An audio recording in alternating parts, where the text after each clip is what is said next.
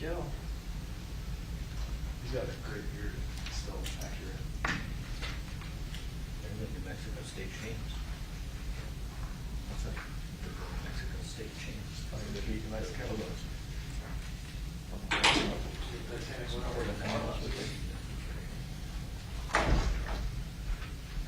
State college, so you're doing this Monday next week, with the Friday game?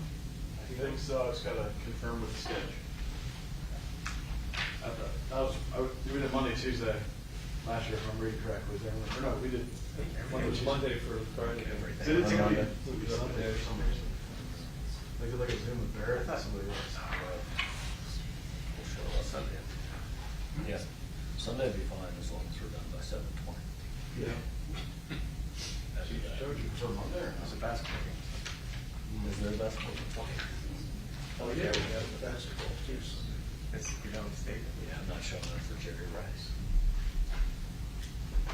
What works, is Monday, Tuesday, does that work right? Monday, Tuesday better. For me, better than Sunday, Monday. All Monday would be best. Yeah, all Monday would be great. Okay. Let's see what I do. His birthday's today. Can we start before 12? I don't know. Jared, can we start before 12? I'm trying to find out. He's on the phone right now? Hey, are we allowed to, can we start right now? Cover the basketball game. It's fine. All right. We'll just be official.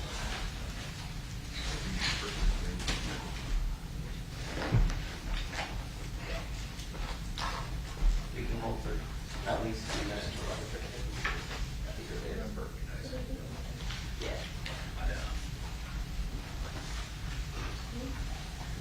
the problem this year though is December 5th is going to make it a nightmare. At least for us, I mean, half the country's going to be in the cold. Yeah, and the 4th is all announcements and basketball game. I told you. Yeah. If I'm going to play this game.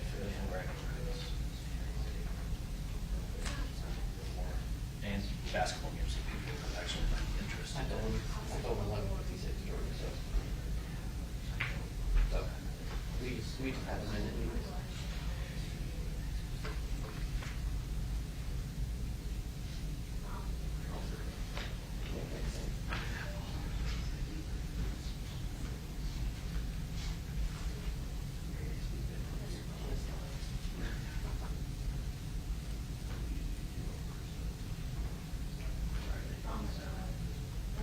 Chad, you want me to hang out till let you know when that's in?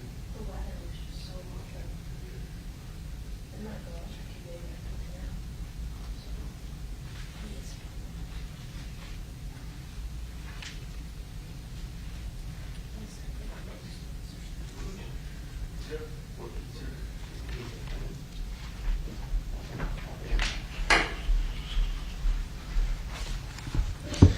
This double mic is just, Figured it out. yeah, perfect.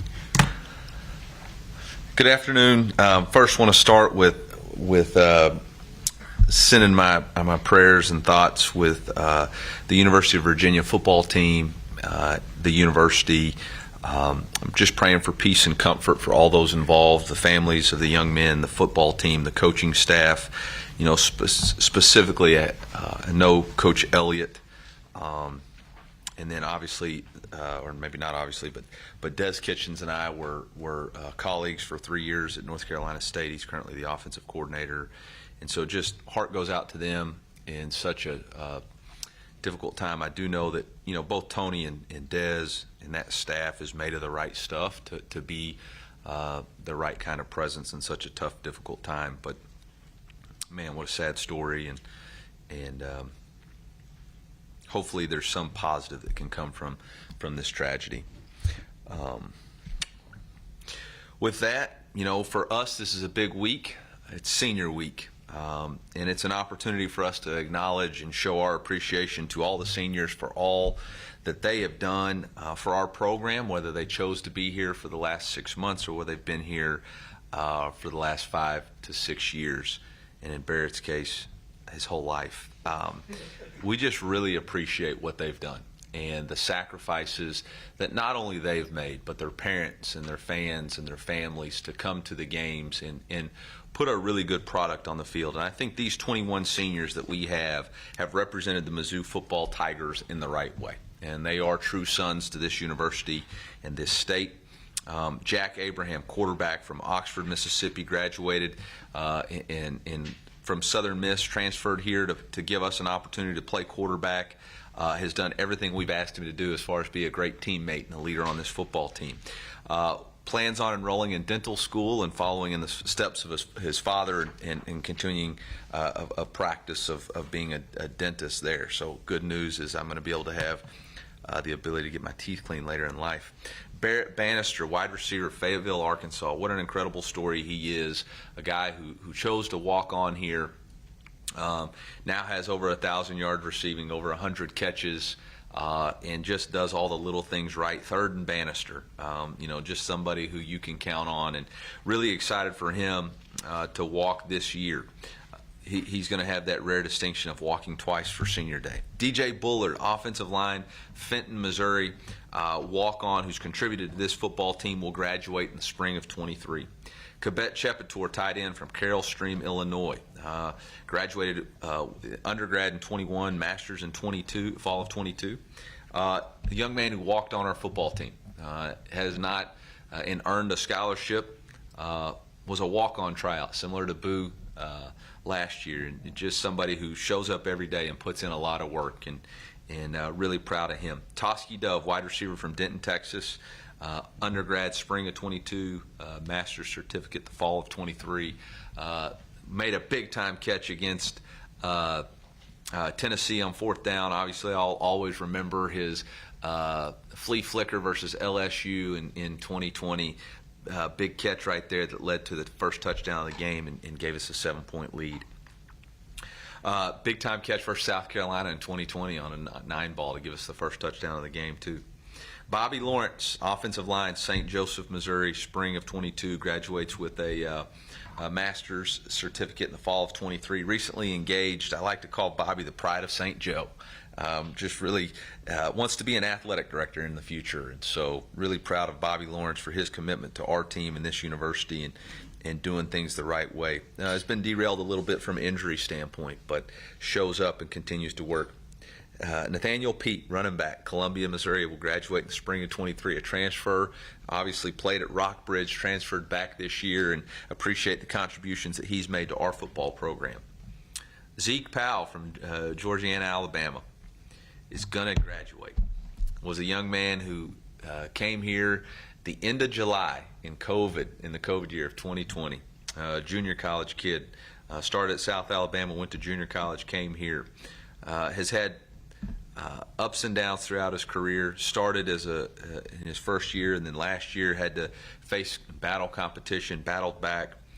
Disappointed that he didn't get to finish the year the way he wanted to because of an injury, but really proud of him for the way he's responded these last 3 weeks with getting his surgery and getting his academics in order and getting that second part of what we talk about, chase two dreams, a life with football and a life outside of the game, and getting his degree.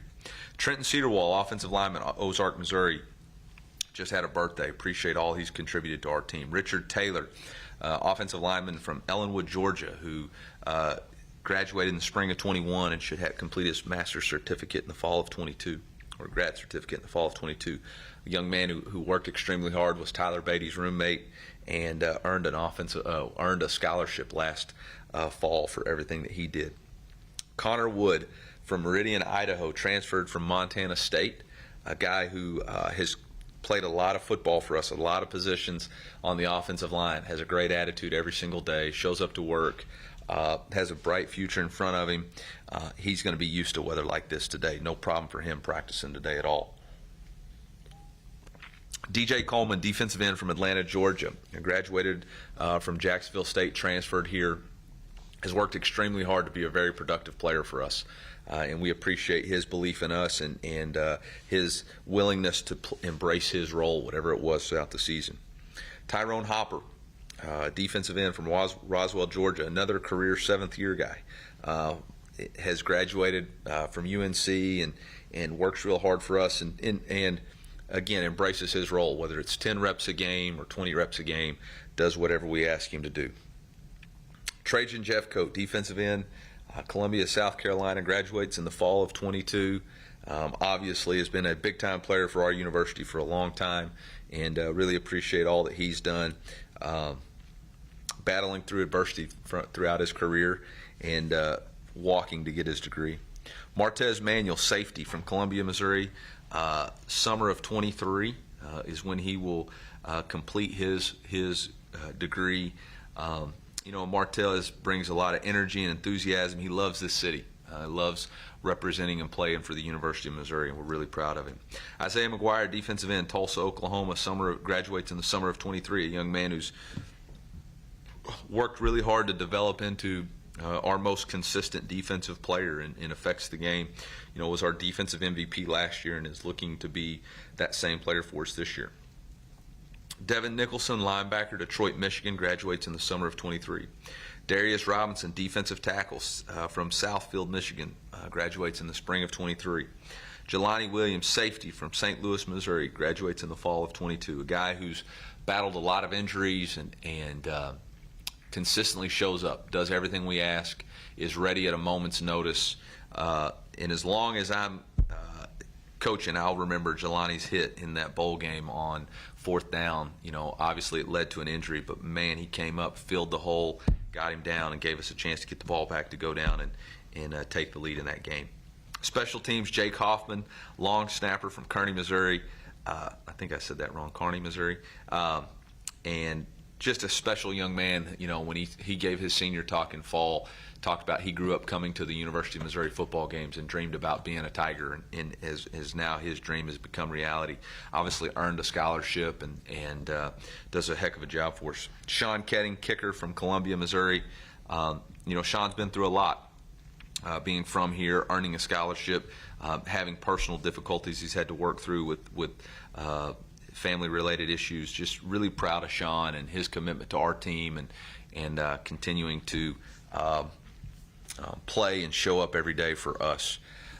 These seniors deserve this week for us to, again, show our appreciation to them for all that they've done. And we have one of the unique traditions in college football that if you win on your senior day, the seniors get to go and get a rock from the M and they get carried off the field by their teammates. And so that's our focus this week. That's our focus this week, is to celebrate these seniors, to make it about them, to play to our standard, not to play to an opponent, but to play to our standard, to get better at the simple things, to execute at a higher level than we have the last 2 weeks, to play to our standard, to play and to be excellent in the simple things that we can improve on, and to make sure that when this game's over, our seniors get the opportunity that they've worked so hard to get. So with that, I'll open it up for questions. Eli, the word senior is a little bit of a moving target still for the next 2 or 3 years. Is the fact these guys are going through senior day an indication this is their last game, or is that all decided? Not last game, but last year, or is that decided after the year? I know some of them can't. The long and short of it is I don't know. There's a lot of guys on here who are confirmed with what their plans are and what they will be doing moving forward in the future, but there are still a handful that have decisions that need to be made, maybe after a bowl game or in consultation with some other factors, maybe paperwork coming back from the NFLPA and that sort of thing. So like you said, when I think you opened up when your question was seniors is kind of a moving target, we're trying to do the very best we can with some uncharted waters here. How much has that changed roster management these days with that year that's still out there? Not everybody has the COVID year on your roster, but some still do.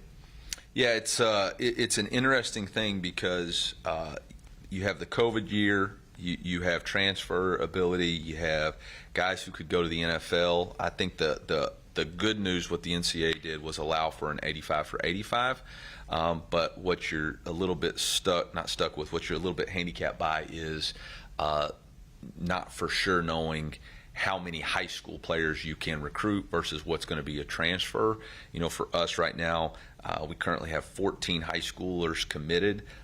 We only have really 18 scholarships available. We're in, really a target of trying to hit 16 high school guys, and then after that, transfers. We haven't really been recruiting high school guys to take those transfer spots, so that would have to go to the portal. So it's a unique plan, but it's one that I think since 2020 we've kind of adopted this be flexible.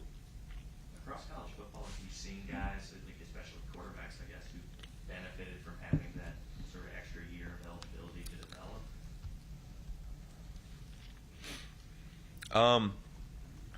I'm trying to think about across college football right now.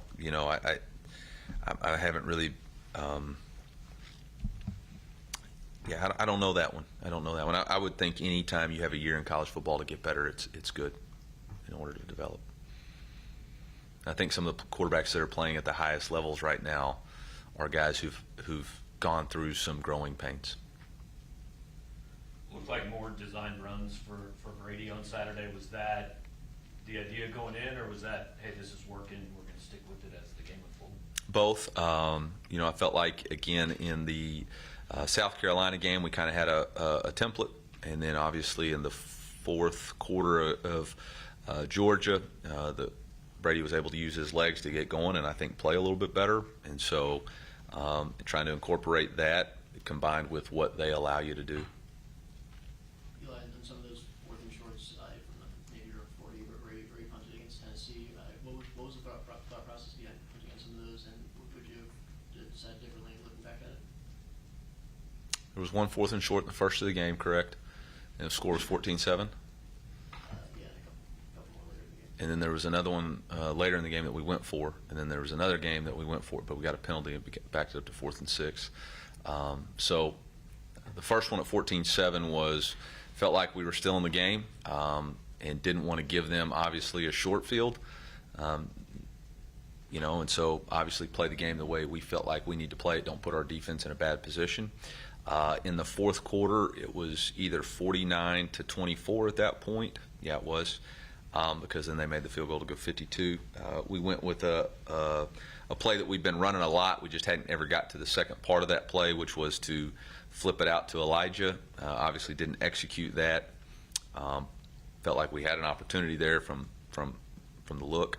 And then the last one was we were going for it on 4th and 1, but when we got the penalty, I think at that point it was 59 to 21, and a 4th and 6 at midfield. I felt like it, didn't want to do anything else to give them the ball that close, trying to preserve maybe another touchdown. Obviously that didn't work, but that was the thought process. And that's the only 3 that I can recall. But if I'm wrong on that,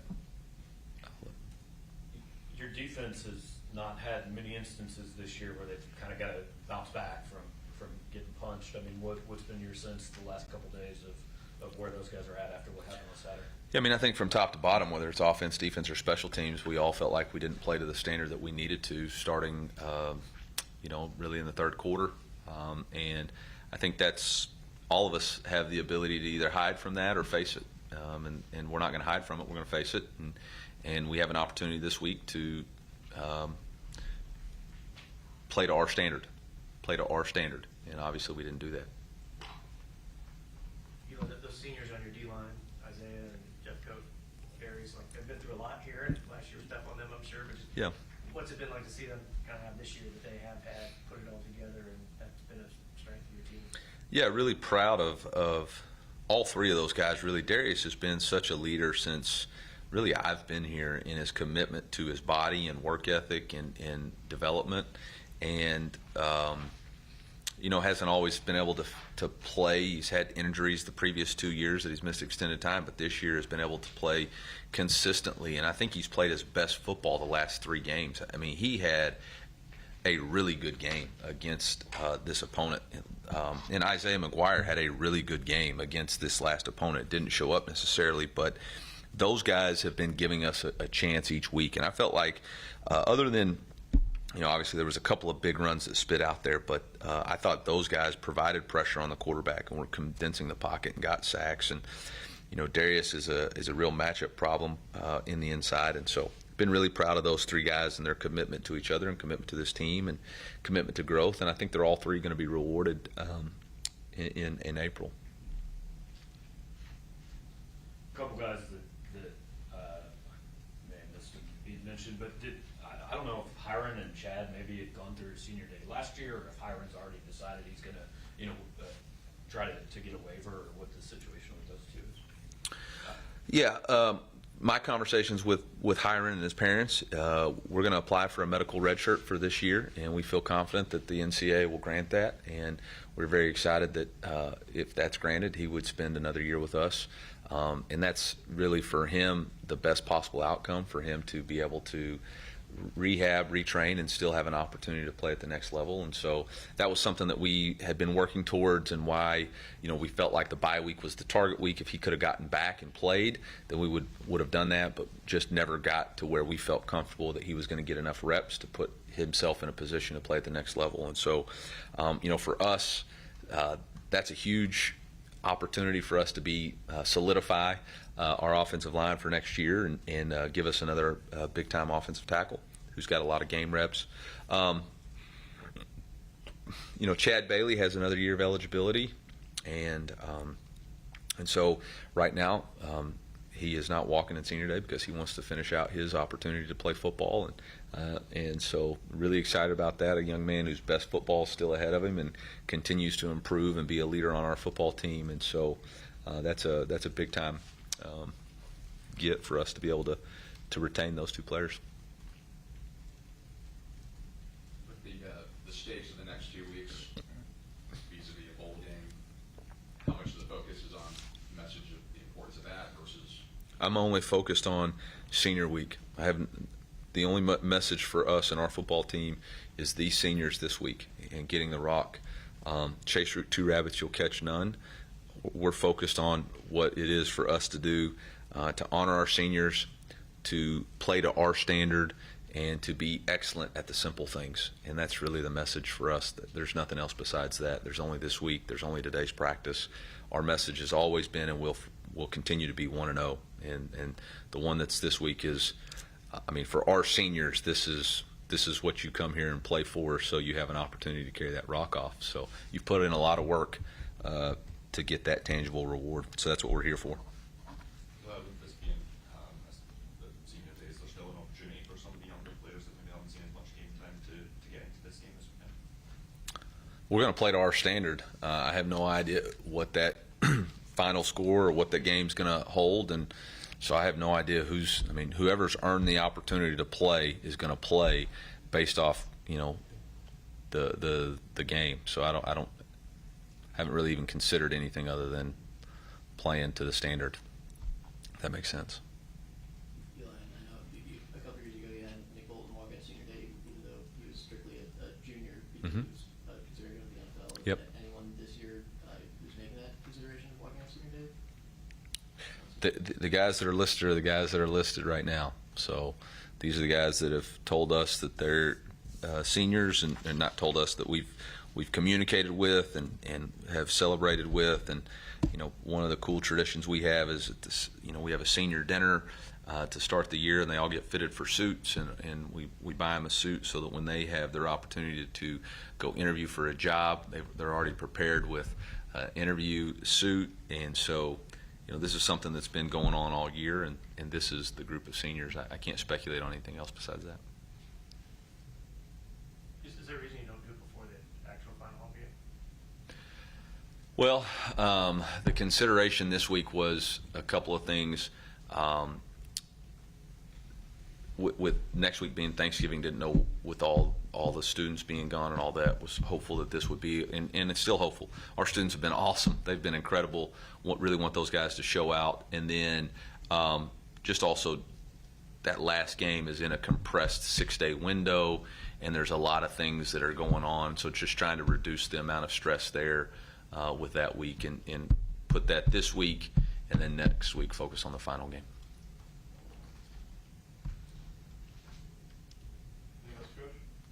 Coach, with this Mexico State team, they won 4 of their last 5. They got a pretty solid defense. Obviously, they haven't played on the level of competition themselves. Good defense. What have you seen from that defense Yeah, I'm glad we got to these guys. Yeah, absolutely. They've won three of they've won three in a row. Obviously, scored a lot of points. Play a very unique style of defense. They are very multiple and play a lot of pressure and coverage. They've got a lot of transfers. I think they have 5 returning starters, and the rest are transfers who've transferred in. They've got big size up front. I mean, when you look at them, Lazarus Williams and Justin Saguaro, both 6'5", 6'3", 270. So they've got size. Their nose is a 300-pounder. They've got multiple linebackers that play at a really high level. Their back end, their nickel is a transfer from Michigan, from Detroit, who was a 4-star player. On the offensive side of the ball, they've got a really good scheme. Obviously, I think both, all the head coach, the offense coordinator, defense coordinator spent time at Pittsburgh State, so they're familiar with the area. The defensive coordinator was at SEMO last year, and so a lot of respect for what they're doing. They play really hard on special teams, and obviously have played their best football late in the year with a commanding victory over Lamar last week. So we definitely have our work cut out for us. I know our staff knows that. I think our players understand that. And again, that's why I've been preaching about we have to play to our standard.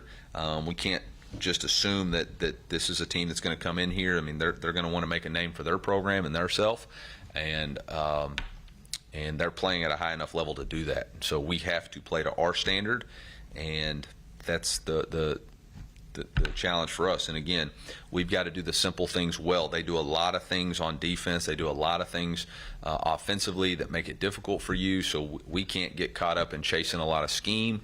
We've got to do what we do at a really high level. We got to block better. We got to have our hands inside. We have to have better tackling angles. We have to identify what our matchups are in man-to-man and make sure we have the right technique. We have to run our routes at the right depth. We have to get through our progressions at the quarterback position. And so all of those things are things that we've been doing since we've been here. We just got to do them really well this week in order to have an opportunity to win.